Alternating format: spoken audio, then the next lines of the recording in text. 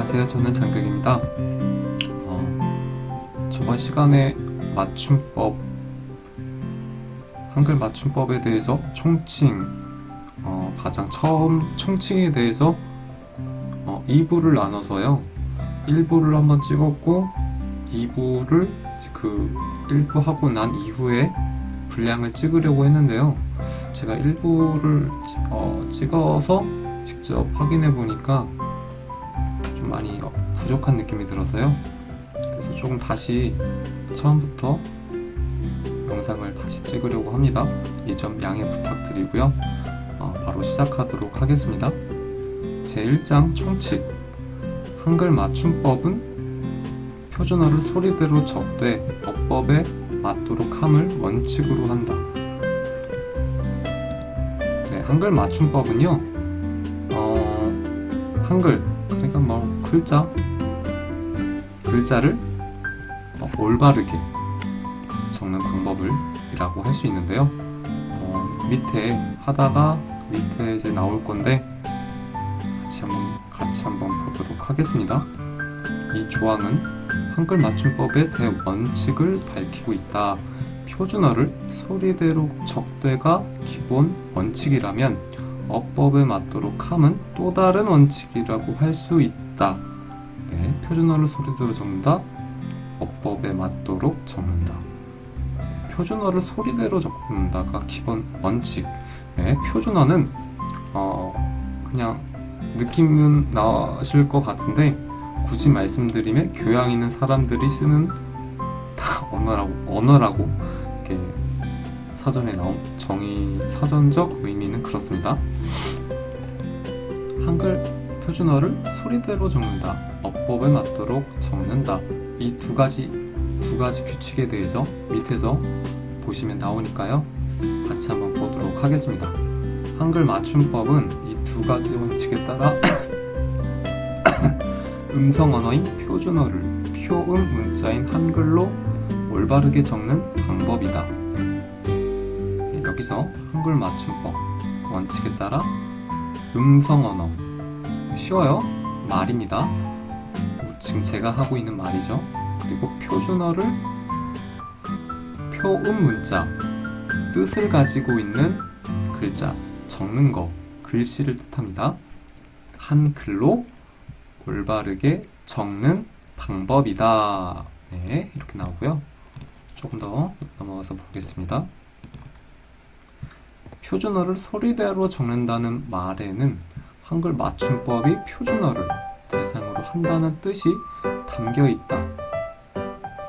표준어를 대상으로 한다고 나와 있고요. 그리고 소리대로 적는다는 것은 그 표준어를 적을 때 발음에 따라 적는다는 뜻이다. 네. 이를테면 나무라고 소리나는 표준어는 나무로 적고 달리다라고 소리나는 표준어는 달리다로 적는다. 이게 뭐 말장난도 아니고 말장난이 아니에요. 보세요. 소리대로 그리고 발음. 역으로 말하면 발음에 따라서 소리 이꼴 발음입니다. 어떻게 발음이 되느냐 그 말은 곧 어떻게 소리가 나느냐 이렇게 생각을 바로 나오죠. 생각 굳이 하지 않아도. 그리고 넘어가서 그런데 표준어를 소리대로 적는다는 원칙만으로 충분하지 않은 경우가 있다. 예를 들어 꽃이란 단어는 쓰이는 환경에 따라 소리가 달라진다. 표준어를 소리대로 적는다. 원칙만으로 충분하지 않다. 뭐가 있었죠? 어법에 맞도록 한다라는 게 있었죠. 그게 이제 앞으로 나올 겁니다. 같이 천천히 한번 살펴보겠습니다. 꽃이라 꽃. 이 꽃만 꽃과 우리가 너무 잘 알고 있는 단어들이죠. 그런데 이것들을 소리 나는 대로 적어본 겁니다. 꽃이. 뭘로 할까요? 여기 보시면 꽃이일 때는 꽃이로, 꽃만일 때는 꽃으로, 꽃과는 꽃으로. 네, 맞죠. 소리 나는 대로 적은 겁니다. 이런 것들이. 네, 만약 표준어를 소리대로 적는다는 원칙만 적용한다면 꽃으로 소리 나는 말은 꽃으로, 꽃만으로 소리 나는 말은 꽃만으로. 아까 나무하고 달리다 있었죠? 여기 달리다, 나무, 그거랑 같은 말입니다. 꽃과로 소리 나는 말은 꽃과로 적게 되어 꽃이라는 하나의 말이 여러 형태로 적히게 된다. 꽃과로 소리 나는 말, 꽃이라는 하나의 말이 여러 형태로 적히게 된다. 네. 소리가 나는 말대로 적으면 이렇게 여러 형태로 적히게 된다는 겁니다. 네. 그래서 그 부분이 어떻게 문제가 되는지 이렇게 나오죠. 그런데 이처럼 의미가 같은 하나의 말을 의미가 같답니다. 그런데 형태가 달라진다. 여러 가지 형태로 적으면 같은 하나의 말을 여러 가지 형태로 이거는 그냥 영어 하듯이 한번 해석을 하는 겁니다. 그것이 무슨 말인지 알아보기가 쉽지 않다. 의미가 같은 하나의 말은 형태를 하나로 고정하여 일관되게 적어야 의미를 파악하기가 쉽다. 여기서 포인트는 의미를 파악한다. 소리 나는 대로 적으면요, 한번 보실까요? 그냥 꽃이, 꽃만, 꽃과 어때요?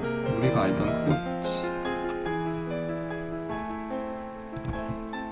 꽃이, 꽃만, 꽃과 요거 볼 때랑 꽃이, 이걸로 꽃만,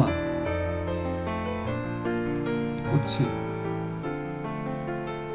꽃과 어색하죠? 무슨 말인지 알아보기가 쉽지 않죠? 의미가 같은 하나의 말은 형태를 하나로 고정하여 일관되게 적어야 의미를 파악하기가 쉽다. 즉, 꽃보다는 꽃 하나로 일관되게 적는 것이 의미를 파악하는 데 효과적이다. 그렇겠죠? 여기서 넘어가겠습니다. 그런데 이처럼 의미가 같은 하나의 말을 여러 가지 형태로 적으면 그것이 무슨 말인지 알아보기가 쉽지 않다. 무슨 말인지. 의미가 같은 하나의 말은 형태를 하나로 고정하여 일관되게 적어야 의미를 파악하기가 쉽다. 즉, 꽃보다는 꽃 하나로 일관되게 적는 것이 의미를 파악하는 데 효과적이다. 아까 표준어를 소리대로 적는다라고 의 원칙만으로는 한계가 있다고 했고, 그 한계에 대해서 이제 소리대로 적게 되면 의미를 파악하기가 어렵기 때문에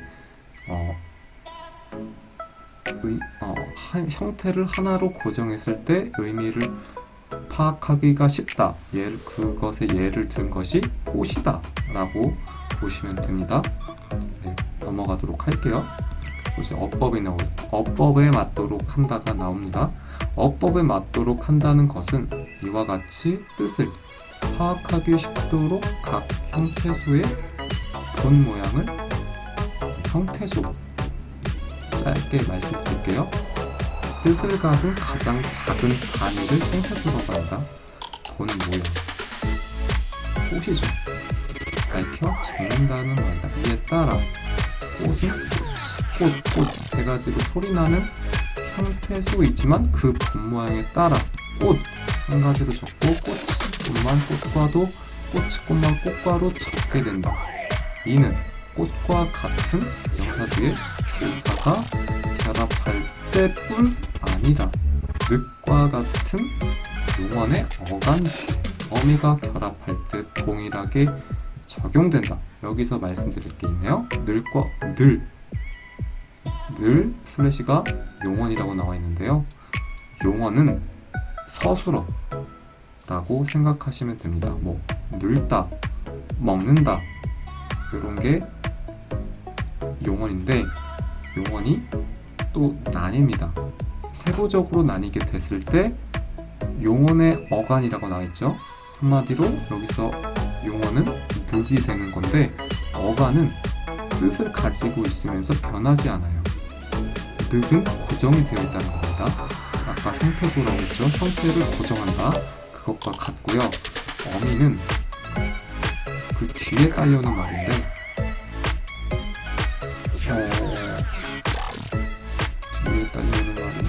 변화할 수가 있어요. 여기 보시면 이따가 할 건데 고, 지, 는 이렇게 보이시죠? 바뀔 수 있다. 그리고 넘어가도록 할게요. 늘은 그 활용형이 환경에 따라 이렇게 늙어, 늙고, 늙지, 늙는 등으로 소리나지만 늙어, 늙고, 늙지, 늙는으로 소리대로 적지 않고 늙으로 어간의 형태로 고정하여 늙어, 늙고, 늙지, 늙는으로 적는다. 어렵지 않죠? 넘어갈게요. 이처럼 늑이라는 어간과 거기에 결합하는 어미의 형태를 고정하여 적으면 늑이라는 어간 그리고 결합하는 어미 형태를 고정하여 적으면 각 형태소가 지닌 뜻을 분명하게 파악할 수 있다. 하나로 고정, 아까 꽃처럼 고정한다는 뜻이죠. 그러나 언제나 어법에 따라 형태소를 고정하여 적을 수 있는 것은 아니다. 하나의 형태소라고 하더라도 한 형태로 고정하여 적을 수 없는 경우가 있다. 덥고, 덥지, 더워, 더우며.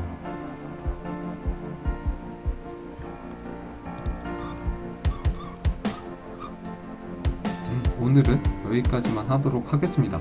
사실 나누지 않고 바로 다이렉트로 할 수도 있긴 한데 이게 조금 시간이 많이 좀 제가 하는 방식은 좀 웬만하면 10분을 넘지 않게 분량을 조금 최소화하면서 나아갈 생각이고요.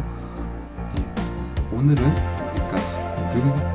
늑이라는 활용형이 어떻게 되느냐에 따라서 늑을 고정시키고 어미와 결합했을 때 소리나는 대로 적는 것이 아니라 어법에 맞도록 한다는 측면에서 말이 잘못 나왔나요?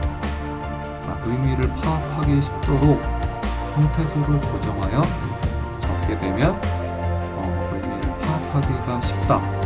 또 표준어를 소리대로 적는다는 원칙만으로는 한계가 있는데 이게 어법에 맞도록 한다는 거고 어법에 맞도록 한다는 것은 꽃과 같이 형태를 하나로 고정하여 적으면 의미 파악이 쉽고 여기서 예시를 들었던 늑이라는 용언의 어간에다가 거기에서 어미 붙이면 의미 파악이 쉽다. 이렇게 결론 내릴 수 있겠네요. 이해가 되셨을까요? 오늘은 여기까지만 하도록 하고요. 다음 시간에는요 덥고, 덥지, 더워, 더우며 여기부터 시작을 해서 2부로 나눠서 마치도록 하겠습니다. 지금까지 시청해 주셔서 감사드리고요. 그리고 이 영상이 도움이 되셨다면 좋아요와 구독 부탁드리겠습니다. 안녕. 감사합니다.